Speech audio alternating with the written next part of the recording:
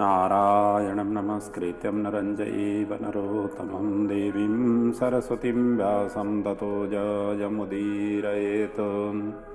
व्यासाय विष्णुरूपाय व्यासरूपाय विष्णवे नमो वै ब्रह्मदेवाय वसिष्ठाय नमो नमः। यं ब्रह्मा वरुणेन्द्ररुद्रमरुतस्तुन्वन्ति दिव्यैस्तवैः वेदैः सङ्गपदाक्रमोपनिषद्गायन्ति यं सामगाः। ध्यानावस्थिततद्गतेन मनसा पश्यन्ति यं योगिनो यस्यान्तं न विदुषुरासुरगणा देवाय तस्मै नमः। मूकं करोति वाचालं पङ्गं लङ्घयते गिरिं यत्कृपातमहं वन्दे परमानन्दमाधवम्। गुरुर्ब्रह्मा गुरुर्विष्णु गुरुर्देवो महेश्वर गुरुर्साक्षात् परब्रह्म तस्मै श्रीगुरवे नमः। नेपाल भित्र र विश्वभरि छरिएर रहनुहुने समस्त आमा बुवा दाजुभाइ दिदीबहिनीहरूका हृदयमा विराजित राष्ट्रदेव भगवान पशुपतिनाथ स्वरूप आत्मा तत्त्वलाई वन्दन गर्दै, समस्त विद्वान विदुषी गुरु आचार्य उनीहरूका चरणमा वन्दन गर्दै, राष्ट्रदेव भगवान पशुपतिनाथको चरणमा समर्पित शिव महापुराणको समर गाथालाई हजुरहरूको समक्षमा पुर्याउने अनवरत लागि परिरहेको छु। यसै सन्दर्भमा हिजोका श्रृङ्खलामा हामीले कुमारखण्डलाई प्रणाम गरेका थियौँ। रुद्र संहिता जो शिव महापुराणको द्वितीय संहिता रुद्र संहिताको नामले परिचित छ। त्यसमा जम्मा 5 खण्ड छन् र त्यसभित्रको चौथो खण्ड कुमार खण्डले अभिहित छ। त्यो कुमार खण्डको हामीले हिजो सम्मका प्रसङ्गमा चिन्तन मनन गरेर पूर्ण गरेका थियौँ। अब आजदेखिको कथा हामी पञ्चम युद्ध खण्डमा प्रवेश गर्दैछौँ। हिजोसम्मका प्रसङ्गमा हामीले भगवान शिवजी माता जगज्जननी पार्वतीका सुपुत्रहरू कुमार र गणेशजीको चरित्रको अति दिव्यतम प्रसङ्गहरूलाई हामीले चिन्तन मनन गर्यौँ।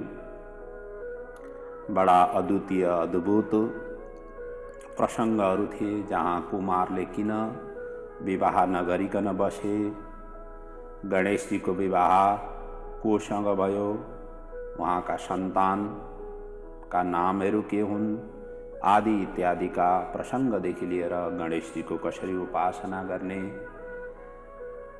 कुन तिथिदेखि व्रत राख्ने र कसरी यसको उद्यापन आदि गर्ने आदि विषयहरू पनि गणेश चरित्रका प्रसङ्गहरूमा हामीले चिन्तन मनन गरेका थियौँ।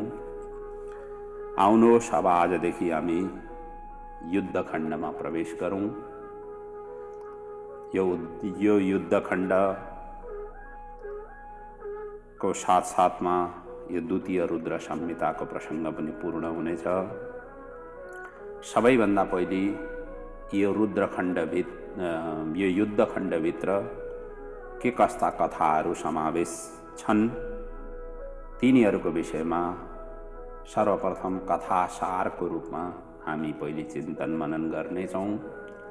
त्यसपछि यहाँहरूलाई म विधिवत रूपले शिवपुराणमा उल्लेखित अध्याय पिछेका कथाहरूलाई पछ्याउँदै लैजानेछु। आउनुहोस् सबैभन्दा पहिले कथासारलाई स्मरण गरौँ। यो रुद्र संहिताको यो युद्ध खण्ड अन्तिम खण्ड हो। यसमा कुल 59 अध्याय छन्। खास गरी शिवजीले अत्यन्त पराक्रमी महान बलशाली राक्षसहरूलाई युद्धद्वारा परास्त गरेर त्रिलोकमा शान्ति स्थापना गरेको मूल रूपमा यसभित्रका कथानकहरू समेटिएका छन्। त्यसै हुनाले यस खण्डको नाम युद्ध खण्ड रहन गएको हो। यस खण्डमा सनत कुमार र व्यासजी बीचको मूलतः संवाद अगाडि बढ्छ। उहाँहरूको एक संवाद यहाँ प्रस्तुत गरिएको छ। सबै कथाहरूको मेरुदण्ड नै वीर रसले भरिएको छ, त्यसैले यसको नाम युद्ध खण्ड रहन गएको हो। युद्धमा हामीले के कस्ता नीतिहरू अपनाउनु पर्छ, जसमा साम दाम भेद नीति सम्बन्धी जो कूटनीति तरिकाले जुन युद्ध गर्नुपर्ने हो आदि इत्यादिका प्रसङ्गहरूलाई यी कथाका माध्यमहरूले सम्झाउने कोसिस गरेको छ, बुझाउने कोसिस गरेको छ। त्यति मात्रै नभएर युद्धार्थी इच्छुक जनका लागि यो खण्ड अत्यन्त शिक्षाप्रद अनि शिक्षाप्रद दिनुको साथै के कस्ता दाउपेच गर्नाले शत्रुमाथि विजय प्राप्त गर्न सकिन्छ भन्ने कला पनि यस खण्डले सिकाएको छ। एउटा गहन कुरो चाहिँ यसभित्र के रहेको छ भनेदेखि, जस्तो कि प्राय दैत्यहरू शिवजीका उपासक हुने, शिवजीका लागि शिवजीको प्रसन्नताका लागि तपस्या गर्ने र यस तपस्यामा वरदान दिनका लागि या ब्रह्माजी पुग्ने या शिवजी पुग्ने अनि गएर वरदान दिने र वरदान प्राप्त गरेपछि देवगणमाथि तिनै दैत्यहरू आक्रमण गर्ने अनि देवता पुनः घुमिफिरी शिवजी र ब्रह्माजीको शरणापन्न हुने र शिवजीद्वारा नै ती दैत्यहरूको संहार या शिवजीको प्रत्यक्ष निगरानीमा शिव परिकरद्वारा या कुनै त्यस्तै उपायद्वारा शिवजीकै माध्यमद्वारा प्रत्यक्ष या परोक्ष रूपले तिनीहरूको समाप्त या साम्य बनाई फेरि त्रिलोकमा शान्ति स्थापना गर्नुपर्ने जुन पटक पटक यस्ता प्रसङ्गहरू यी दैत्यहरूका वर्णनका क्रममा या युद्धखण्डका वर्णनका क्रममा वर्णित छन् र पनि यो प्रसङ्ग अत्यन्त रोचक छ। अब जसले वरदान दियो उहाँकै हातबाट फेरि मृत्यु प्राप्त कसरी हुन सक्छ? बडा विचित्र विचित्र खालको प्रसङ्गहरू छन्। त्यसैले यस खण्डमा यी सबै कथाहरूलाई यहाँ समेटिएकोले पनि यो खण्ड अत्यन्त रोचक छ। अनुकूल परिस्थितिका लागि शत्रुमाथि कसरी विजय प्राप्त गर्ने, दुईटै अनुकूल हुँदाहुँदै कसरी शत्रुमाथि विजय प्राप्त गर्ने अनि यस्ता किसिमका कला जान्नका लागि यो युद्धखण्ड विशेष रूपले महत्त्व राख्दछ। सुन्नै पर्ने कथा यो युद्धखण्डमा यसरी समेटिएका छन्। त्यति मात्रै नभएर युद्ध कौशलता कसरी आर्जन गर्ने आदि इत्यादि प्रसङ्गहरू पनि अत्यन्त रोचक ढङ्गले यहाँ वर्णन गरिएका छन्। र यसरी हेर्दाखेरि यो युद्धखण्डमा मुख्य रूपले 5 चरित्र प्रमुख रूपले वर्णन गरिएका छन्, जसमा सबैभन्दा पहिले त्रिपुरासुरको प्रसङ्ग वर्णन छ, त्यस पछाडि जालन्धरको प्रसङ्गको वर्णन छ, अनि त्यस पछाडि शङ्खचूडको, त्यस पछाडि अन्धकासुर र त्यस पछाडि बाणासुर। यी 5 वटा मूल चरित्र युद्धखण्डमा वर्णन गरिएका छन्। यी सबैको उत्पत्ति किन भयो, कसरी भयो र यिनको विकास कसरी भयो, यिनीहरूले कस्ता किसिमका तपस्या गरे र तपस्यामा वरदान दिनका लागि को पुगे, कस्ता किसिमका उनीहरूले वरदान मागे र कस्तो किसिमको वर प्रदान गरियो, र अन्तिममा यिनीहरूको पर्यवसन अर्थात् समापन यिनीहरूको कसरी हुन पुग्यो आदि प्रसङ्गहरू अत्यन्त रोचक छन्, चिन्तन र मनन योग्य छन्। त्यसै गरी शुक्राचार्यले शिवजीको पेटमा 100 वर्ष तपस्या गरी मृत्यु सञ्जीवनी मन्त्रको जाप गरेको प्रसङ्ग पनि अत्यन्त रोचक छ, जो यहाँ पर वर्णन गरिएको छ। र उहाँको पेटबाट निस्किने क्रममा शिवजीको लिङ्ग मार्गबाट उनी बाहिर आएको र शिव पार्वतीले आफ्नो पुत्र रूपमा उनलाई स्वीकार गरी अजर अमर बनाइदिएर दैत्य कुलमा पठाएको प्रसङ्ग पनि अत्यन्त ज्ञानवर्धक छ, रोचक छ। उहाँले के कस्ता किसिमका मृत्यु सञ्जीवनीको साधना गर्नुभयो, जुन प्रसङ्ग हामी यस युद्धखण्डमा चिन्तन मनन गर्नेछौँ। अब यसरी यो कथाहरू यहाँ मूलतः रूपले जसरी मैले भने 5वटा मूलतः जो दैत्यका एकदम बलशाली थिए तिनीहरूको चरित्रको यहाँ वर्णन गरिएको छ। अब यी कथानक कसरी अगाडि बढेका छन् त्यसको पनि संक्षेपमा चिन्तन गरौँ। आउनुहोस्, आरम्भमा तारकासुरका 3 पुत्र तारकाक्ष, विद्युन्माली, कमलाक्ष आफ्नो पिताको वध कुमारले गरेपछि देवताप्रति प्रतिशोधको भावना राखी यिनीहरू सुमेरु पर्वत पर गएर कठोर यिनीहरूले तपस्या गरे। जुन तपस्यामा यस्तो विशाल यस्तो भयङ्कर तपस्या थियो, अन्तिममा ब्रह्माजी गए वर दिनका लागि र यस क्रममा शिवजीको हातबाट मृत्यु हुने र उनीहरूका लागि मयदानवले सुरक्षित 3वटा नगर निर्माण गरिदिएको र तिनै जना एकवटा नगरमा बसेर शिव उपासना गर्दै सम्पूर्ण देवताहरूलाई वशमा राखेको प्रसङ्गबाट कथानक अगाडि बढ्छ। त्यस पछाडि देवताहरू आफ्नो स्थानच्युत भएपछि पुनः शिव शरणमा गए। शिवजीले विष्णुलाई मायावी शरीर धारण गर्न प्रेरित गर्दै पाखण्ड धर्म, जसलाई वाम मार्ग भनिन्छ, जुन धर्म चाहिँ वेद विपरीत मानिन्छ, त्यसको धर्मको प्रचार त्रिपुरमा उनले गराए।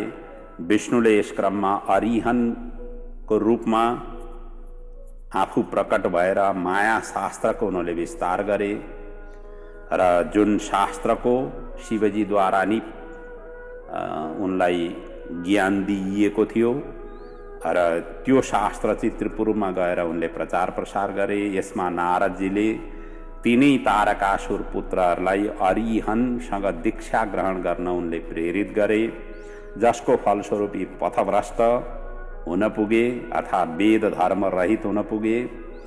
अनि त्यस पछाडि विश्वकर्माद्वारा निर्मित सर्वदेवमय रथको निर्माण भयो र त्यसैमा शिवजी पाशुपत अस्त्रको सन्धान गर्ने क्रममा त्यहाँ रथारूढ भए र त्रिपुर दहनका लागि पिनाक धनुषले 100,000 वर्ष पर्यन्त उनले सन्धान गरे। सन्धानका क्रममा उनले तो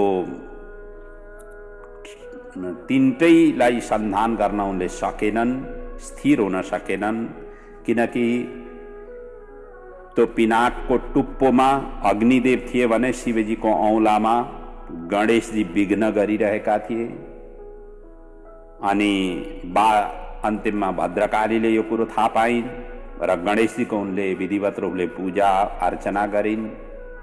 त्यस पछाडि गणेशजी औँलाबाट हटिदिए र पाशुपत अस्त्रको सन्तान पिनाक धनुषलाई उनले छोडे र एकैपल्ट 3वटै नगरलाई भस्म गर्न उनी सफल हुन पुगे। यसरी उनीहरूको दहन भयो, मतलब 3टै पुरको दहन हुन पुग्यो।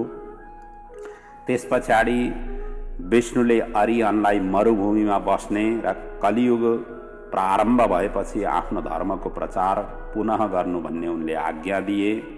त्यसै गरी त्रिपुरको निर्माण गर्ने शिल्पी मयदानवलाई वितल लोकको अधिपति बनाए। यसरी यो कथाको यहाँ वर्णन गरिएको छ, जसमा चाहिँ जो अरिहन छन्, जो भगवान विष्णुले नि आफ्नो रूप अवतार धारण गरेका हुन्, यिनी चाहिँ आज आएर जैन धर्मका आचार्य पनि मानिन्छ। त्यसरी पनि अहिले बुझ्नु सान्दर्भिक हुन्छ। यो प्रथम तीर्थङ्करका रूपमा, आदिदेवका रूपमा उनलाई उपासना गरिन्छ। अगाडि गएर यहाँसम्मको कथा, यो युद्धखण्डको 11औं अध्यायको कथा यहाँसम्म वर्णन गरिएको छ। 12औं अध्यायदेखि 12औं अध्यायसम्मको कथा यसरी वर्णन गरिएको छ। अगाडि त्रयोदश अध्याय अर्थात् 13औं अध्यायदेखि 26औं अध्याय पर्यन्तको कथामा जलन्धरको प्रसङ्ग वर्णन गरिएको छ। यो जलन्धरको उत्पत्ति शिवजीको नेत्रको अग्निबाट, नेत्राग्निबाट, त्यो पनि इन्द्रले भस्म गर्ने क्रममा त्यसरी भएको थियो। किनभनेदेखि जसलाई गुरुदेव बृहस्पतिले इन्द्रको उनले बचाव गरेका थिए, किन शिवजीको नेत्राग्नि निस्किसकेपछि त इन्द्रको पछाडि त भागो, यता बृहस्पति पनि साथमै थिए। बृहस्पतिले बचाउ गरे, तर बचाउ त इन्द्रलाई त बचाउ गरे। अब त्यो क्रोधको जुन ज्वाला थियो, त्यो क्रोधको ज्वाला चाहिँ पृथ्वीमा सबैतिर फैलिन पुग्यो। जहाँ कहीँ पनि जान्थ्यो तो सबैतिर जलाउनतिर लाग्यो। अनि अन्तिममा त्यसलाई समेटेर स्तम्भन गरेर त्यो अग्निलाई चाहिँ, क्रोधाग्निलाई चाहिँ छार समुद्रमा लगेर फ्याँकियो र त्यही नै छार समुद्रमा फ्याँक्ने साथै त्यही बालकको रूप धारण गर्न पुग्यो र ब्रह्माजीले त्यही जलभित्रबाट उत्पत्ति भएको हुनाले उसको नाम जलन्धर राखियो र उनले भविष्य पनि बताए। र जलन्धरको विवाह अगाडि गएर कालनेमी पुत्री वृन्दा से भयो। वृन्दा नाम की जुन कन्या थिइन् कालनेमी की, उनके साथमा उनको विवाह भयो र त्रिलोकको अधिपति अन्तिममा जलन्धर हुन पुग्यो। र पछि नारदले जलन्धरलाई पार्वतीको रूप लावण्यको वर्णन गरी उनलाई प्राप्त गर्न प्रेरित गरे। यही नै कारणद्वारा जलन्धरको अन्त्य भयो। जबसम्म वृन्दाको सतीत्व जीवित थियो तबसम्म जलन्धर अवध्य हुने भएको हुनाले भगवान विष्णुले जलन्धरको रूप धारण गरेर वृन्दाको सतीत्व भङ्ग गर्न उनी सफल भए। अनि मात्र शिवजीले जलन्धरलाई वध गर्न सकेका हुन्। त्यस्तो किसिमको प्रसङ्ग वर्णन छ। उता शील भङ्ग भएकी वृन्दाले विष्णुलाई पनि तत्कालै श्राप दिइन् र अग्निमा प्रवेश गरिन् र अग्निमी उनी भस्म हुन पुगिन्। त्यही भस्ममा पार्वतीले बीज लगेर राखिदिन्, जो धात्री, मालती र तुलसी वृक्षको रूपमा त्यहाँ उत्पन्न भयो। यी तीनटा वृक्षका रूपमा त्यहाँ उत्पत्ति हुन पुग्यो। यस्तो किसिमको वर्णन यो जलन्धरको प्रसङ्गमा गरिएको छ। अनि अगाडि गएर जलन्धरको चरित्र पछाडि शङ्खचूडको चरित्र वर्णन गरिएको छ, जो 27 अध्यायदेखि लिएर 27 अध्यायदेखि 41 अध्यायसम्म शङ्खचूडको चरित्रको वर्णन गरिएको छ। यो शङ्खचूडका पिताको नाम थियो दम्ब। यिनी कृष्ण भक्त थिए र पुष्कर क्षेत्रमा 1 लाख वर्ष पर्यन्त उनले तपस्या गरेर ब्रह्माद्वारा उनले वर प्राप्त गर्न सफल भएका थिए र यसै क्रममा उनले शङ्खचूड नामको बालक उनले प्राप्त गरे। यी शङ्खचूड चाहिँ पूर्व जन्ममा राधाद्वारा श्रापित सुदामा गोपनी थिए। शङ्खचूडले पनि अगाडि गएर जैगी शिव्य मुनिसँग दीक्षा लिएर पुष्कर क्षेत्रमा यिनले पनि तपस्या गरे र ब्रह्माले उनलाई पनि वर दिने क्रममा समस्त देवगणहरूलाई परास्त गर्ने त्यस्तो किसिमको उनले शक्ति प्रदान गरे र साथसाथमा श्रीकृष्ण कवच पनि उनले प्रदान गरे र त्यस पछाडि धर्मध्वज पुत्री तुलसीसँग विवाह गर्न पनि उनले आज्ञा दिए। पछि विष्णुले शङ्खचूडको पनि श्रीकृष्ण कवच हरण गरेर तुलसीको उनले शील भङ्ग गरे। किनकि यी दुवै जबसम्म उनको शरीरमा सुरक्षित हुन्थ्यो, यता शङ्खचूडको शरीरमा कृष्ण कवच र उनकी धर्मपत्नी तुलसीको यदि शील जबसम्म सुरक्षित रहन्थ्यो त्यति बेलासम्म यी शङ्खचूर्ण पनि अवध्य थियो। त्यसै र भगवान् विष्णुले यी दुईटै स्वरूपमा अर्थात् कवच हरण गर्न पनि सफल हुन पुगे र त्यही कवच धारण गरेर तुलसीसँग गए र तुलसीको पनि उनले शीलभङ्ग गरे। अन्तिममा यसरी शीलभङ्ग भइसकेपछि भगवान् शिवजीले शङ्खचूडलाई वध गर्न सफल भएको यस्तो किसिमको दिव्यतम चरित्रको वर्णन छ। त्यस पछाडिको प्रसङ्गमा अन्धकासुरको चरित्रको वर्णन गरिएको छ र यिनको कथा चाहिँ 42 अध्यायदेखि 49 अध्यायसम्म वर्णन गरिएको छ। शिव पार्वतीको अब यिनको उत्पत्ति कसरी भयो अन्धकासुरको त्यसको वर्णनको क्रममा शिव पार्वतीको काशीपुरमा नर्म क्रीडाक्रम गर्ने क्रममा पार्वतीले शिवजीको नेत्र बन्द गरिन्। त्यति बेला नै शिवजीको ललाटबाट मदजल प्रवाहित भयो र त्यही एकत्रित हुँदा अन्धकासुर यो राक्षसको रूपमा प्रकट हुन पुग्यो। जन्म लिँदा शिवजीको नेत्र बन्द भएकोले यो बालक पनि नेत्रहीन भयो। हिरण्याक्ष पुत्र प्राप्तिका कामनाले यो तपस्यारत थियो र शिवजीले वरदान दिने क्रममा यही अन्धकासुरलाई नै उनले दिए। वराह रूप विष्णुले हिरण्याक्षको वध गरेपछि त्रिलोकको अधिपति यही अन्धकासुर हुन पुग्यो र यसै क्रममा हिरण्यकश्यपको चरित्र पनि यहाँ वर्णन गरिएको छ, जसलाई समाप्त गर्नका लागि नृसिंह भगवानको प्राकट्य भएको वर्णन अति रोचक छ यहाँ। अनि त्यति मात्रै नभएर अन्धकासुरलाई मन्त्रीहरूले ब्रह्माण्ड नायक जगदम्बा पार्वतीको रूप लावण्यको चर्चा उनका अगाडि गएर श्रवण गराउँछन् र जसको कारणले गर्दा पार्वतीलाई प्राप्त गर्न लालायितीय हुनु अन्धकासुर हुन पुग्छ। यसै क्रममा महासङ्ग्राम हुन पुग्छ। घायल दैत्यलाई शुक्राचार्यले शिलाजित खुवाउँदै जीवित गरेकोदेखि लिएर नन्दीले अन्तिममा शुक्राचार्यलाई अपहरण गरेर शिव समीप लगे। शिवजीले उसलाई तुरुन्तै निले अनि निल्ने साथै 100 वर्ष शिवजीको पेटमा मतलब शुक्राचार्य रहे र त्यहाँ पेटमा रहँदाखेरि उनले मृत सञ्जीवनी मन्त्रको जप गरि नै रहे र शिवजीको अन्तिममा लिङ्ग मार्गबाट शुक्राचार्य बाहिर आए र शिवजीले उसलाई अजर अमरको आशीर्वाद दिए र दैत्यहरूको सहायता गर्न पनि आज्ञा दिए। यता अन्धकासुर केही गर्दाखेरि पनि मृत्यु हुन सकेन। यस्तो जबरजस्त ढङ्गले अन्धकासुरले युद्ध गर्यो कि केही गरेर पनि उनलाई वध गर्न कसैले पनि सकेनन् र अन्त्यमा शिवजीले यिनी अन्धकासुरलाई आफ्नै गणमा उनले नियुक्त गरे। यस्तो किसिमको प्रसङ्गको वर्णन छ। किनकि अन्धकासुर मूलतः शिवजीकै मदबाट प्रकट भएको थियो, शिवजीकै पुत्र थियो। त्यसै र पनि शिवजीकै हातबाट यो अवध्य नै थियो, किन भगवान् शिवजीबाट प्रकट भएको त अजर अमर हुने स्वतः भइहाल्यो।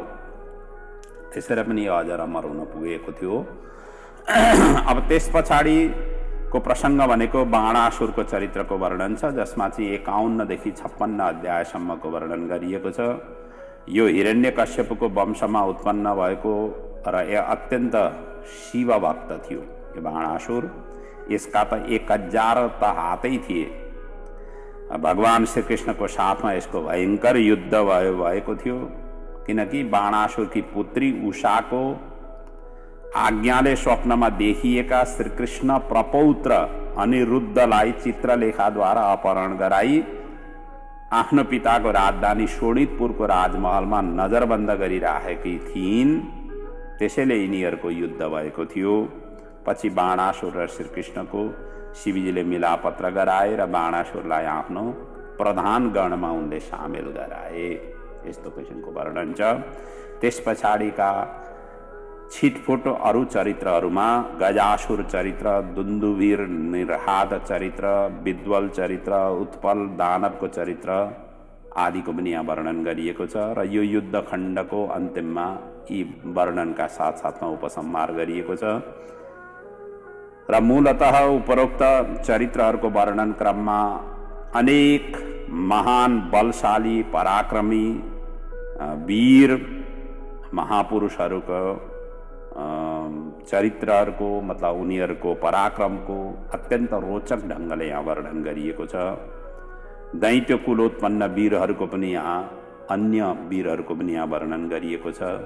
यी सबै चरित्रहरूको उत्पत्तिको कारण उनीहरूको विकास र समापन अत्यन्तै ओजस्वी छ, वीर रसले भरिपूर्ण भएका छन्, अर्थात् एकदम वीर रसले युक्त छन् र यस्ता किसिमका प्रसङ्गहरू सुनाउँदा सङ्ग्राम विजय प्राप्त हुन्छ, जीवनमा ऊर्जा र उत्साह प्राप्त हुन्छ।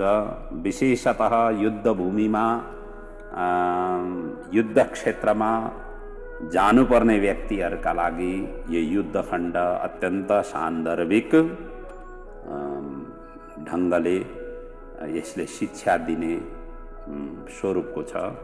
त्यसैले त्यस्ता व्यक्तिहरूका लागि यस मूलतः यसको श्रवण गर्ने, यसको चिन्तन मनन गर्नाले युद्धमा कसरी हामी विजय प्राप्त गर्न सक्छौँ या युद्धको कुशलताहरू के हो आदि इत्यादिका ज्ञान हामीले प्राप्त गर्न सक्नेछौँ।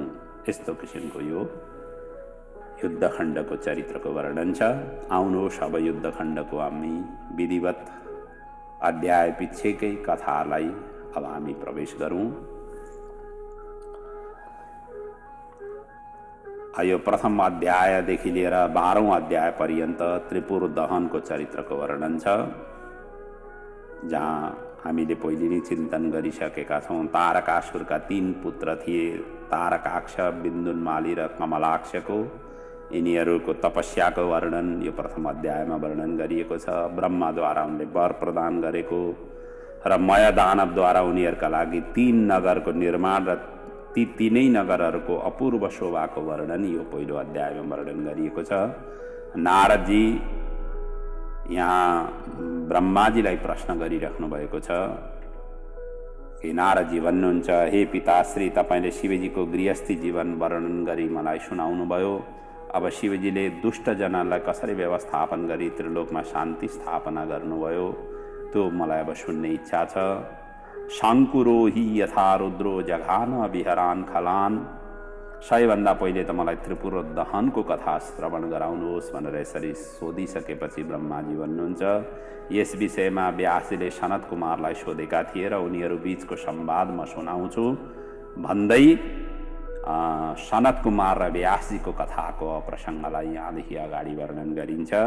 सनत कुमार भन्नुहुन्छ, शृणु व्यास महाप्राज्ञ चरित्रं शशिमौलिना यथा ददाह त्रिपुरं बाणेनैकेन विश्वहृत। हे व्यासजी, एउटै बाणले शिवजीले त्रिपुर दहन गरेको कथा म सुनाउँछु। अब दत्तचित्त भएर श्रवण गर।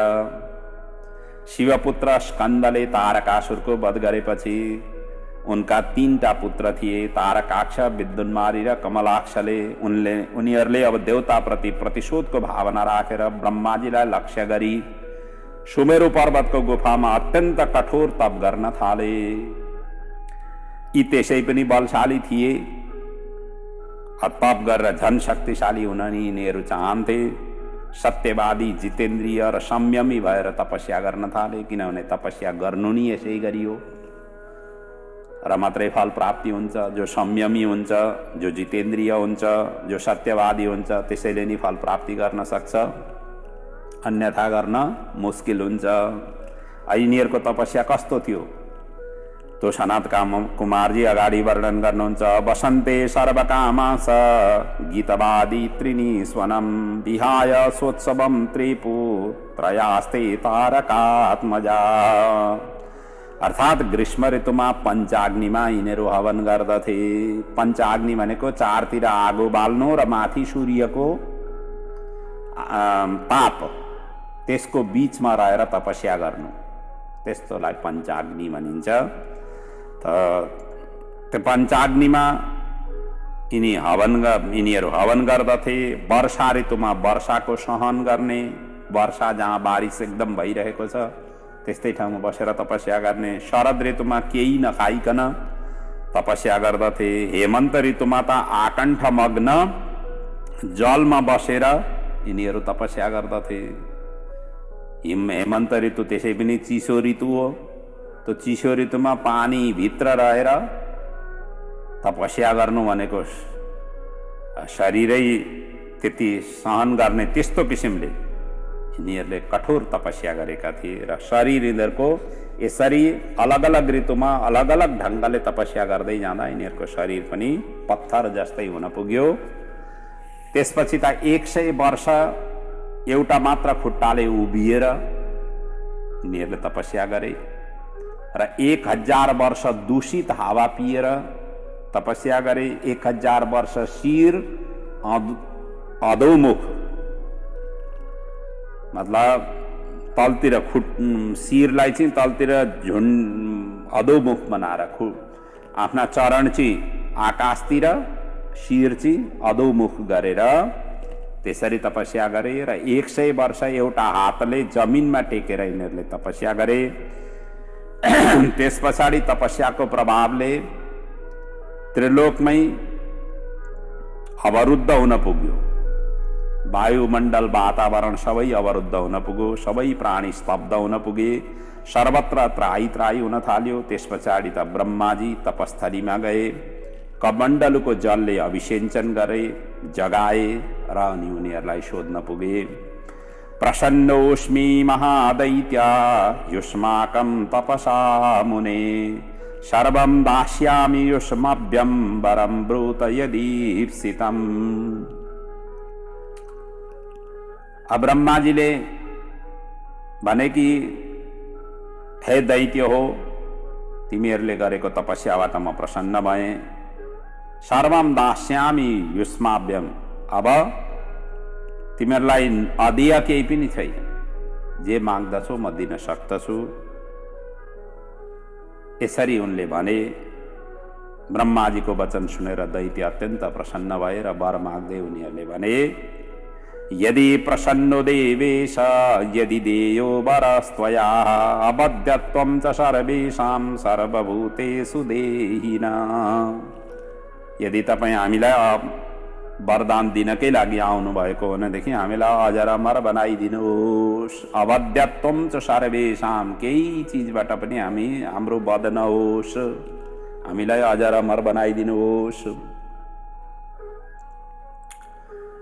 अनि बुढो या रोगी भएर हाम्रो मृत्यु नहोस्। बुढो भएर पनि मृत्यु नहोस्, रोग लागेर पनि मृत्यु नहोस्। मानिसै त अजर अमर भइयो। रोगले पनि नछुने, बुढो भएर पनि नछुने। र त्रिलोकका कुनै पनि प्राणीको हातबाट हाम्रो मृत्यु नहोस्। शत्रुमाथि हामी विजय सदैव बन्न सकौँ, यिनी वरदान हामीलाई प्रदान गर्नुहोस्। यसरी यी दैत्य कुमारहरूले ब्रह्माजीका अगाडि वर मागे। ब्रह्माजी फेरि भन्नुहुन्छ, हे दैत्य कुमारहरू हो, मृत्यु त सबैले वरण गर्न नै पर्छ। म पनि मृत्युकै अधीनमा छु। ब्रह्माजी आफै भन्नुहुन्छ, मृत्युलाई त मैले नै विजय प्राप्त गर्न सकेको छुइनँ। मैले कहाँबाट तिमीलाई अजर अमर बनाइदिनु। जोसँग जति पावर छ त्यति मात्रै त उसले दिन सक्छ। त्योभन्दा माथिको पावर त कहाँबाट दिन सक्नु। ब्रह्माजी त्यही भन्दै हुन्छ, म आफै त मृत्युको अधीनमा छु। त्यसैले अर्को कुनै वर माग। अन्यं वरं वृणेद्वं वै यादृशो बोहि रोचते। जुन उचित हुन्छ त्यही अब तिमीले अरू वर माग। किनकि मृत्यु शिवजी बाहेक सबै चराचर जति पनि प्राणीहरू छन् सबै मृत्युका वशमा छन्। केवल शिवजी मात्रै अजर अमर हुनुहुन्छ।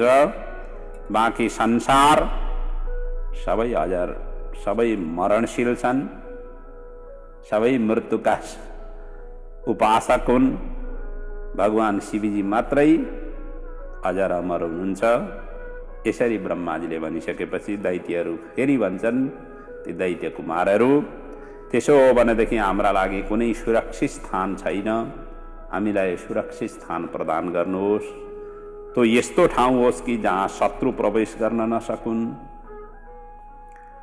र त्यति मात्रै होइन, हामी 3 जना छौँ, हामीलाई 3वटा नगर चाहियो, अलग अलग नगर चाहियो।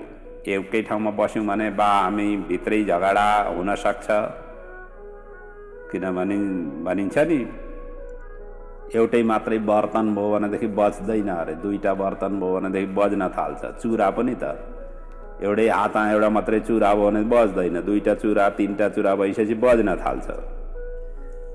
बज्नु भनेको नि बाज्नु हो। त्यसैले उनी भन्छन् हामी अहिले त अब शान्त छौँ, 2-3 जना मिलेर सबै चिज गरिरहेका छौँ। के हुन्छ हुन्छ नि भविष्य गइसकेपछि, भोलि गएर विवाह आदि हुनसक्छ, के हुनसक्छ, परिवार बढ्लान्, परिवारको कारणले मनमुटाव हुनसक्छ, झै झगडा हुनसक्छ। त्यसैले हामीलाई अलग अलग नगर चाहियो, अलग अलग नगर प्रदान गर्नुहोस् भन्दै अब ती दैत्यहरू भन्छन्, पुराणी त्रिणिनो देही निर्भयात्यद्भुतानि सर्व सम्पत् समृद्धान्यम प्रदृश्याणि दिवौकसाम्। 3टा नगर हामीलाई बनाइदिनुहोस्। ती नगरहरू कहाँ कहाँ हुन्, कस्ता खालका हुन्, त्यो पनि माग्दैछन् है। अब नगर त पहिले भने, त्यस पछाडि के भन्दैछन्, यी 3वटै नगरमा सबै प्रकारको सम्पत्ति सुविधाले सुसम्पन्न होस्। सर्व सम्पत् समृद्धान्यम, समृद्धियुक्त हुन् यी 3वटा नगरहरू।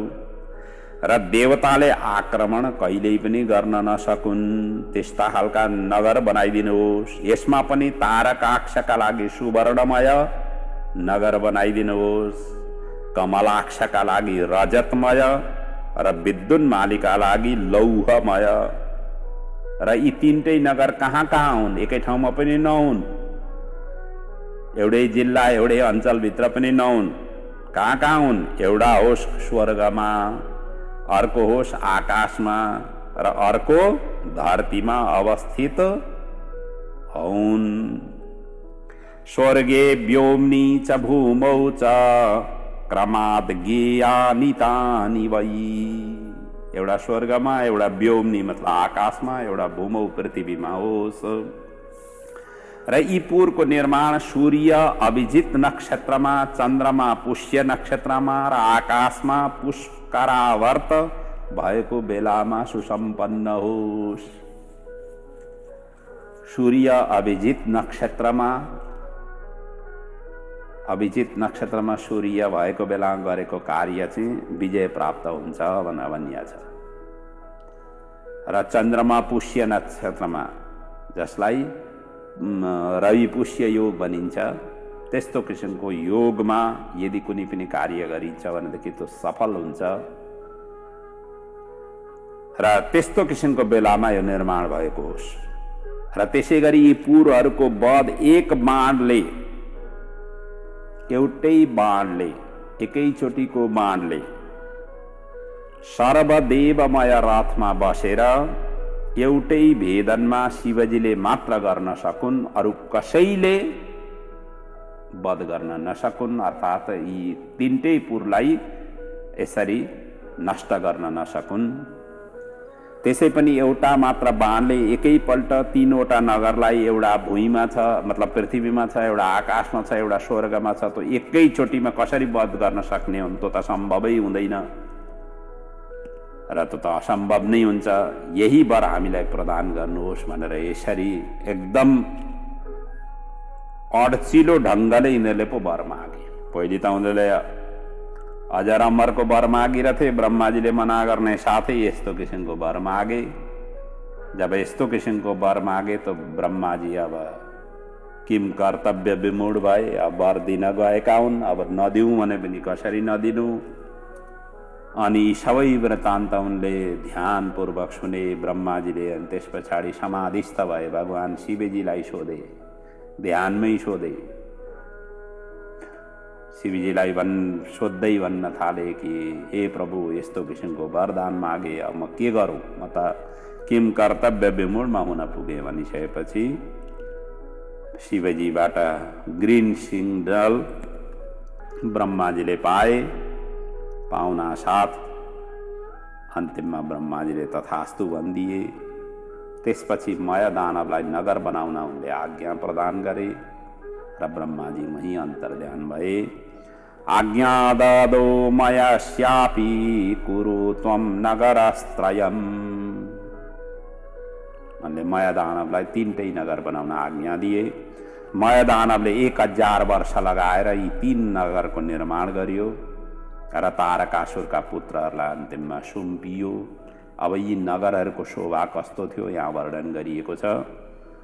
यो मयदानव सहित तारकाक्ष, कमलाक्ष र विद्युन्माली यी नगरमा बस्न थाले। यी नगर मनमोहक थिए। कतै कल्पवृक्ष त कतै मणिजडित झरना, कतै पद्मराग मणिजडित सूर्य बिम्ब झै प्रतीति हुन्थे। कतै अनेकौं विमान विशाल प्रासाद युक्त राजमहल युक्त थिए। यी नगरमा गन्धर्व, सिद्ध, चारण र स्वर्गीय सुन्दरी स्त्रीहरूले व्याप्त थिए। प्रत्येक घरमा शिव मन्दिर थिए।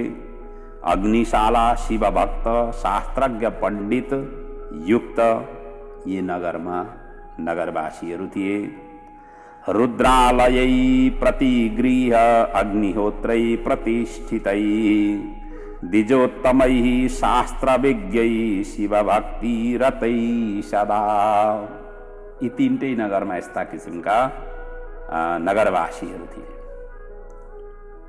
यसै गरी यी नगरहरूमा बाबडी, कुवा, तलाब, नदी, नद, सरिताहरूले युक्त, स्वर्गीय वृक्षहरूले सुशोभित, त्यसै गरी सुन्दर बगैँचाहरू, मदोन्मत्त हात्ती, घोडा, रथ, पाल्कीहरूले व्याप्त थिए। खेलका मैदान, वेदाध्ययनका लागि पाठशालाहरू थिए र जताततै वेदध्वनि गुन्जिरहेको हुन्थ्यो। सबै बालक युवकहरू वेदाध्ययन गर्नमा तल्लीन हुन्थे र यत्र तत्र यी यस्ता किसिमका व्यवस्थापन यी नगरहरूमा भएको थियो। र यी नगरहरूमा पापी पाखण्डीहरूको प्रवेश थिएन। केवल धर्मात्मा, सच्चरित्रवान, पुण्यात्मा मात्र, त्यस्ता खालका मान्छे मात्र यहाँ बस्दथे। पतिव्रता स्त्री, युद्ध कौशल वीर, स्रोत स्मार्तको रहस्य जानने वाले ब्राह्मण, स्वधर्म तत्पर मनुष्य, ब्रह्मा शिव उपासक सामग्रीद्वारा यो नगर व्याप्त, यी 3टै नगर व्याप्त थिए। र पुराण वेद शास्त्रमा उल्लेखित शिवजीलाई प्रिय लाग्ने वस्तु मात्र यी नगरहरूमा मौजुद थिए।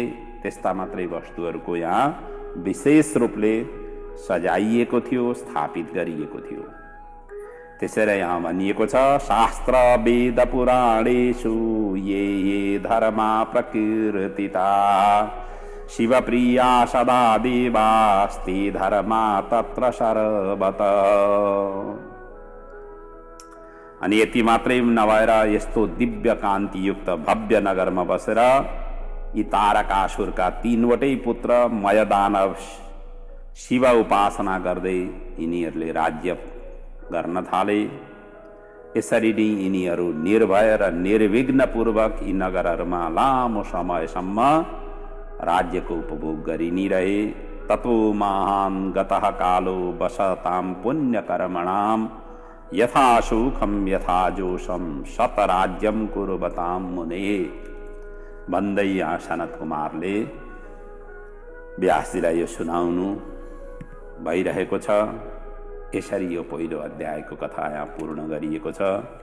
अब अगाडिका अध्यायमा तारक पुत्रद्वारा सन्तप्त देवगण ब्रह्मा समीप जानु, ब्रह्माजीको समीपमा जानु, ब्रह्माले शिव समीप उनीहरूलाई पठाउनु, शिवले विष्णु समीप पठाउनु, विष्णुले मायावी रूपमा मोहित गरी दैत्यलाई आचार भ्रष्ट गराउनु आदिका प्रसङ्गहरू को वर्णन अगाडिका प्रसङ्गमा छ। तिनै प्रसङ्गलाई वर्णन गर्दै सबैभन्दा पहिले व्यासजी यहाँ सोध्नुहुन्छ, हे सनत कुमारजी, तपाईँले त अत्यन्त रोचक तारकासुरका पुत्रहरूको नगरहरूको विषयमा वर्णन गर्नुभयो, अब त्यस पछाडि के भयो आदि इत्यादि प्रश्न गरिसकेपछि सनत कुमारजी भन्नुहुन्छ, अथ तत प्रभया दग्धा देवा इन्द्रादयस्तथा सम्मन्त्र्यः दुःखिता सर्वे ब्राह्मणं शरणं ययो। हे व्यासजी, यी त्रिपुर नगरमा बस्ने दैत्यहरूको तेजोमय प्रवाहको कारण इन्द्रादि देवगणहरू सबै जल्न थाले। त्यसैले मन्त्रणा यिनीहरूले गर्न पुगे र अन्तिममा ब्रह्माजीको शरणमा गएर भने, त्रिपुर दहन गरी हामीलाई शान्ति जीवन प्रदान गर्नुहोस्, कुनै पनि हालतले त्रिपुर दहनको उपाय गर्नुहोस्, नत्र त यो बिगबिगी हामीले कहिलेसम्म खप्नु पर्ने हो, कहिलेसम्म सहन गर्नुपर्ने हो। यिनीहरूका प्रताप र तापले गर्दा हाम्रो सबैतिरबाट दग्ध भइरहेको छ, हामी यहाँ जिउँदै लास जस्ता भएर बस्नु परिरहेको छ आदि इत्यादि जति शिकायत गर्नुपर्ने थियो सबै उनीहरूले शिकायत गरे। यसरी सुनिसे ब्रह्माजीलाई समस्या व्यक्त गरिसकेपछि ब्रह्माजी भन्नुहुन्छ, हे देवगण, तिमीहरू भयभीत नहौ, उनीहरूलाई मैले नि वर दिएर बलशाली यिनीहरू भएका हुन्। ती नगरहरूमा प्रतिदिन पुण्यको अभिवृद्धि भइरहेको छ, त्यसैले शिवजीलाई प्रसन्न गर, उनले नि यो कार्य गर्न सक्नेछन्।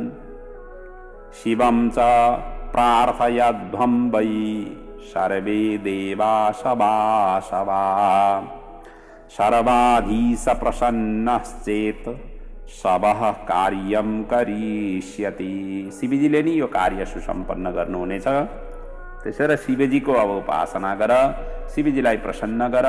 एकमात्र उपाय हो त्यही नै छ, किनकि मैले उनीहरूलाई वरदान नि यस्तो किसिमको दिएको छु, शिवजीकै हातबाट उनीहरूको त्रिपुरको दहन हुनेछ भनेर यहाँ ब्रह्माजीले देवताहरूलाई सम्झाउँदै शिवजीको उपासनाका लागि प्रेरित गर्नुभयो र ब्रह्माजीको आज्ञा पाएर देवता त्यस पछाडि भगवान शिवजीको शरणमा गए अनि भाव विहोर भएर लामो यिनीहरूले स्तवन गरे भगवान शिवजीको अगाडि। आफ्ना सबै वेदनाहरू उनीहरूले व्यक्त गरे। दुःखमा परिसकेपछि नि भगवानको याद गरिन्छ। आज पनि यो प्रचलन हामी सबैलाई अवगत भएकै हो। जब जब कष्ट आउँछ, जब जब समस्या आउँछ, जब जब हामी मुसिबतमा हुन्छौँ, किम कर्तव्य विमूढ हुन्छौँ, त्यति बेला हामी ज्यादा भगवानको याद गर्छौँ, भगवानलाई स्मरण गर्छौँ, भगवानको पूजा आराधना गर्छौँ, भगवानका मठ मन्दिरको दैलो ठक्ठक्याउँदै पुग्दछौँ र ती भगवानका उपासना गर्ने व्यक्तिहरूका चरण शरणमा पुग्दछौँ। ब्राह्मण, ज्योतिष आदिका हामी शरणापन्न हुन्छौँ, उपाय आदिका हामी सोधखोज गर्नतिर लाग्दछौँ। यहाँ देवताहरू त्यही गर्न थाले, शिवजीको शरणापन्न भए र शिवजीलाई यहाँ 51 श्लोकले उनले दिव्य स्तुति गाए। अत्यन्त दिव्य स्तोत्र छ जुन देवताहरूले भगवान शिवजीलाई स्तवन गर्नुभएको स्तोत्र हो। आउनुहोस् हामी पनि स्तोत्रमा उल्लेख गरिएका प्रश्नहरूलाई केही चिन्तन मनन गरौँ। देवताहरू भन्छन्, हे प्रभु, हे देव, हे महादेव, नमो हिरण्यगर्भाय सर्वसृष्टि विधायिने, नमः स्थिति कृते तुभ्यं विष्णवे प्रभविष्णवे। तपाईं चाहिँ नमो हिरण्यगर्भाय, सर्वसृष्टि विधायिने, सबै सृष्टिहरूको विधान गर्नेवाला नै तपाईं नै हुनुहुन्छ। तपाईं नै हिरण्यगर्भ हुनुहुन्छ। तपाईं नै स्थित यो संसारको उत्पत्ति, स्थिति र कारक स्वरूप हुनुहुन्छ। यी श्लोकहरूमा यस्तरी किसिमले वर्णन गरिएका छन्। तपाईं नि विकार रहित हुनुहुन्छ। महाभूतको आत्मा स्वरूप पनि तपाईँ नै हुनुहुन्छ, दैत्यनाशक तपाईँ नै हुनुहुन्छ, सर्वशास्त्र धारक हुनुहुन्छ, तपाईँ महेश्वर, रुद्र, नीलकण्ठ, परमात्मा, गिरिजापति हुनुहुन्छ। तपाईँ नै अनेक रूप, एक रूप, अरूप रूप, गौ, ब्राह्मण, देव, ऋषि, मुनि, रक्षक पनि तपाईँ नै हुन्छ। धर्मरूप, सत्वरूप, सत्वात्म रूप, वेदगम्य पनि तपाईँ नै हुनुहुन्छ। सत्यः प्रियाय सत्याय सत्य जगम्यायते नमः। नमस्ते मायिने तुभ्यं मायाधीशाय वै नमः। तपाईँ नै सत्य प्रिय हुनुहुन्छ, सत्य स्वरूप हुनुहुन्छ, सत्य गम्य हुनुहुन्छ, तपाईँ नै माया अधिपति हुनुहुन्छ, मायाधीश पनि तपाईँ नै हुनुहुन्छ। तपाईँ नै तपस्या जनित फल दिनुहुन्छ, त्यसैले तपस्वरूप तपाईँ नै हुनुहुन्छ। तपाईँ देवताहरूमा इन्द्र, ग्रहमा सूर्य, लोकमा सत्यलोक, नदीमा देवगङ्गा, वर्णमा श्वेत वर्ण, सरोवरमा मानसरोवर, पहाडमा हिमालय, गाईमा कामधेनु, समुद्रमा क्षीर समुद्र, धातुमा सुवर्ण, वर्णमा ब्राह्मण, मनुष्यमा राजा, मुक्ति क्षेत्रमा काशी, तीर्थमा प्रयागराज हुनुहुन्छ। त्यसै गरी तपाईँ नि पत्थरमा स्फटिक, फूलमा कमल, कविमा भार्ग, पक्षीमा सरब, हिंसक जन्तु प्राणीहरूमा सिंह हुनुहुन्छ। त्यसै गरी तपाईँ नि पत्थरमा शालिग्राम, व्यापकतामा आकाश हुनुहुन्छ, आत्माहरूमा परमात्मा हुनुहुन्छ, इन्द्रियमा मन, दानमा अभयदान दिनेवाला तपाईँ नै हुनुहुन्छ, पवित्रतामा तपाईँ जल हुनुहुन्छ, जीवित गर्नेहरूमा तपाईँ अमृत हुनुहुन्छ, लाभमा तपाईँ पुत्र लाभ हुनुहुन्छ, वेगमा तपाईँ वायु हुनुहुन्छ, नित्य कर्ममा सन्ध्योपासना तपाईँको स्वरूप हो। त्यसै गरी यज्ञमा तपाईँ अश्वमेध यज्ञ हुनुहुन्छ, युगमा सत्ययुग हुनुहुन्छ, नक्षत्रमा पुष्य नक्षत्र हुनुहुन्छ, तिथिमा अमावस्या हुनुहुन्छ, योगमा व्यतिपात हुनुहुन्छ, लतामा तपाईँ सोमवल्ली लता हुनुहुन्छ। त्यसै गरी बुद्धिमा तपाईँ धर्म बुद्धि हुनुहुन्छ, मित्रमा स्त्री हुनुहुन्छ। मित्रहरूमा स्त्री भनेर यहाँ पुकारिएको छ।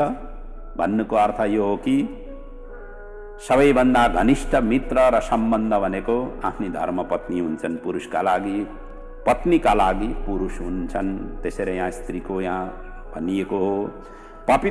पवित्र साधनमा प्राणायाम हुनुहुन्छ। सर्वतुर्षु वसन्तस्त्वं सर्व परवसु संक्रमा कुशोषी तृणजातीनां स्थूलवृक्षेषु वै बट।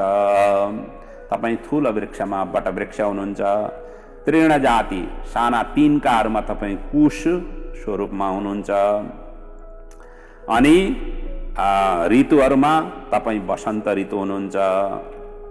अनि सबै पर्वहरूमा तपाईँ सङ्क्रान्तिको पर्व हुनुहुन्छ। त्यसै गरी तपाईँ नि ज्योतिर्लिङ्गमा विश्वेश्वर, आश्रममा तपाईँ सन्यासी हुनुहुन्छ, सन्यास आश्रम तपाईको आश्रम हो। रुद्रमा तपाईँ नीललोहित हुनुहुन्छ, देवतामा वासुदेव हुनुहुन्छ, वानरमा तपाईँ हनुमान हुनुहुन्छ, यज्ञमा जपयज्ञ हुनुहुन्छ, यज्ञानाम जपयज्ञोस्मि। त्यसै गरी स्थावरानाम हिमालय, स्थावरधारीमा तपाईँ हिमालय हुनुहुन्छ, शस्त्रधारीमा तपाईँ राम हुनुहुन्छ, गन्धर्वमा चित्रवसु, अष्टवसुमा पावक हुनुहुन्छ, महिनामा तपाईँ अधिक महिना हुनुहुन्छ। त्यसै गरी अधिक महिना सर्वोपरि महिना मानिन्छ, पुरुषोत्तम मासलाई अधिक महिना भनिन्छ। त्यसै गरी व्रतमा तपाईँ चतुर्दशीको व्रत श्रेष्ठ मानिन्छ। भगवान शिवजीको जुन दिन महाशिवरात्रिको पर्व हुन्छ त्यसलाई चतुर्दशी तिथिका दिन हुन्छ।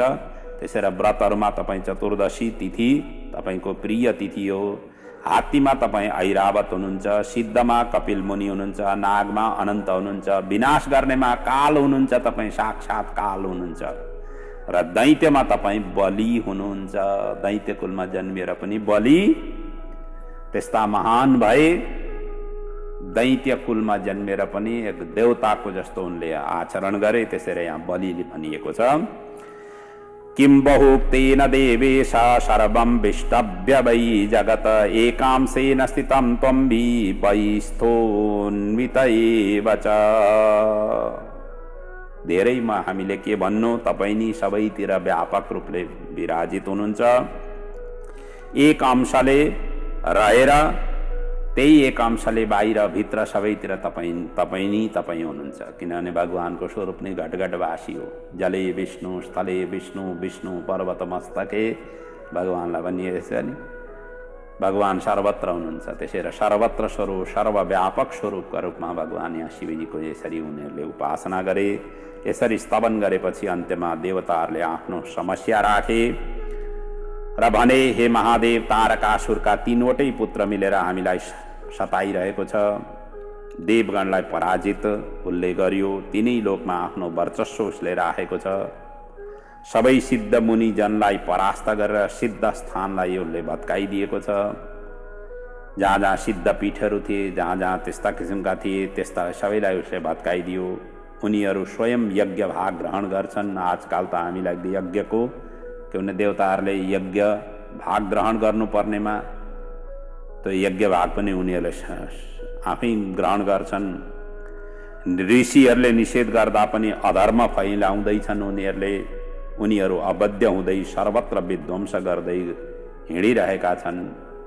उनीहरूको बिगबिगी, उनीहरूको चर्ती कालाबाट हामीहरू त्राही त्राही भइसक्यौँ। हामी कसरी जीवित रहौँ, हामी कसरी सुरक्षित रहौँ, हाम्रो स्थान कसरी हामीले प्राप्त गरौँ। अबद्यः सर्वभूतानां नियतं तारकात्मजा। दिनानुदिन यिनीहरू अबद्ध बन्दै गइरहेका छन्। त्यति मात्रै होइन, सम्पूर्ण जगतका प्राणीहरू उनीहरूकै इच्छा अनुसार कार्य गर्न बाध्य भएका छन्।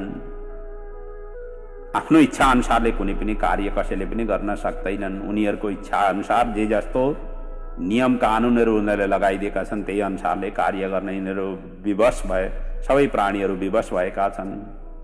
त्यसैले भनिन्छ नि, यथा राजा तथा प्रजा। राजाले जस्तो नियमहरू लगाइदिन्छ देशका लागि, जनताका लागि, त्यहीलाई अवलम्बन प्रजाहरूले गर्नुपर्ने हुन्छ। त्यसैले राजा यदि राम्रो भइदियो भनेदेखि प्रजा स्वतः राम्रा भएर निस्किन्छन्।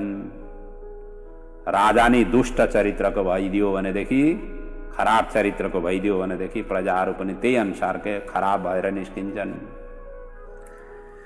र तपाईँ नै हाम्रो हितैषी हुनुहुन्छ हे प्रभु। त्यसैले यस्तो कार्य गर्नुहोस् जसले संसारको हित र रक्षा हुन सकोस् भनेर यसरी उनीहरूले दिव्य रूपले स्तुति गरे।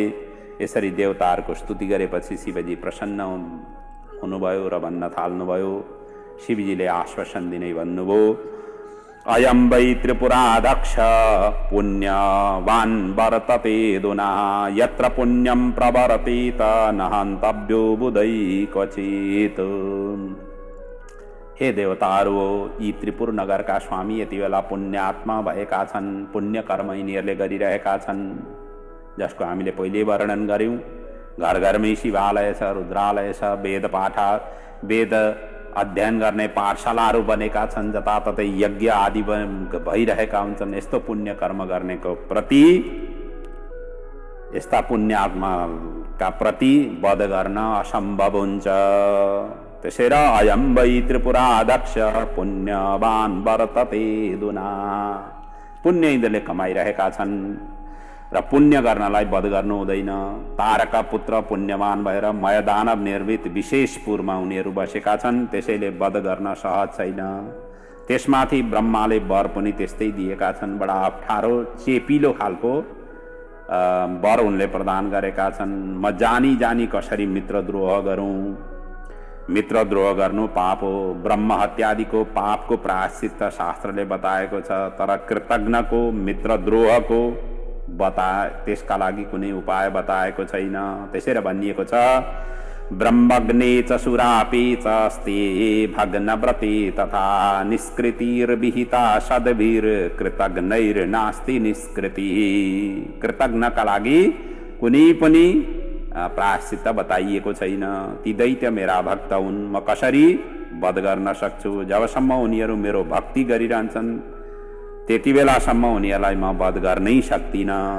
तावत्ते नैव हन्तव्या यावद् भक्ति कृतश्च मे। जबसम्म उनीहरूले मेरो भक्ति गरिरहनेछन् त्यति बेलासम्म म वध गर्नै सक्दिनँ भनेर यसरी शिवजीले त अब हात पो खडा गरिदिनु भयो। देवताहरू झन् चकमन्न भए। अब के गरौँ, कसो गरौँ। ब्रह्माजीले शिवजीको उपासना गर्नु भनेका थिए, शिवजीले नि हात खडा गरिदिइसकेपछि अब कसको शरणमा जाने। र अन्तिममा भगवान शिवजीले भनिदिनु भयो, त्यसैले हे देवताहरू तिमीहरू विष्णुको शरणमा जाओ, यस समस्याको निवेदन उनलाई गर जसले तिमीहरूको काम बन्न सकोस् भनेर यहाँ भगवान शिवजीले देवताहरूलाई विष्णुको शरणमा जानका लागि भन्नुभयो। र विष्णुको शरणमा गएर अब देवताहरूले के कस्ता प्रार्थना गर्छन् र भगवान विष्णुले के कस्तो उत्तर दिनुहुन्छ र यो समस्यालाई कसरी समाधान गरेर निर्णयमा पुगिन्छ आदि इत्यादिको प्रसङ्ग चाहिँ अब भोलिको पडावमा हामी चिन्तन मनन गर्नेछौँ। आजको कथालाई यहीँसम्म को वर्णन गर्दै राष्ट्रदेव भगवान पशुपतिनाथको चरणमा समर्पित यो शिव अमर गाथाको चिन्तन मननको क्रमलाई यहाँ आजको बसाइको जुन प्रसङ्ग छ यही पूर्ण गर्दैछु। भगवान शिवजीले राष्ट्रदेव भगवान पशुपतिनाथले हामी सबैको कल्याण गरून्, आउँदा दिनहरू हाम्रा उज्जवल भएर अगाडि बढुन्, शिव महापुराणको अमर गाथा पान गरेर हामी पनि अजर अमर बन्न सकौँ, हाम्रो जीवन अजर अमर बन्न सकोस्, प्रभुमा भक्ति शक्ति र आफ्नो जीवनमा बल शक्ति आर्जित गर्न शिवपुराण सहायक सिद्ध बनोस्, हाम्रा सन्तति सुयोग्य बनेर अगाडि बढुन्, हाम्रा पूर्वजहरूको दिव्य गति प्राप्त होस् आदि भावना राख्दै यो शिव महापुराणको अमर गाथा भगवान पशुपतिनाथको चरणमा समर्पित गर्दै आजको प्रसङ्गलाई यहाँ विराम लिन्छु। ओम पूर्णमदः पूर्णमिदं पूर्णात् पूर्णमुदच्यते पूर्णस्य पूर्णमादाय पूर्णमेवावशिष्यते। ओम शान्तिः शान्तिः शान्तिः। ओम।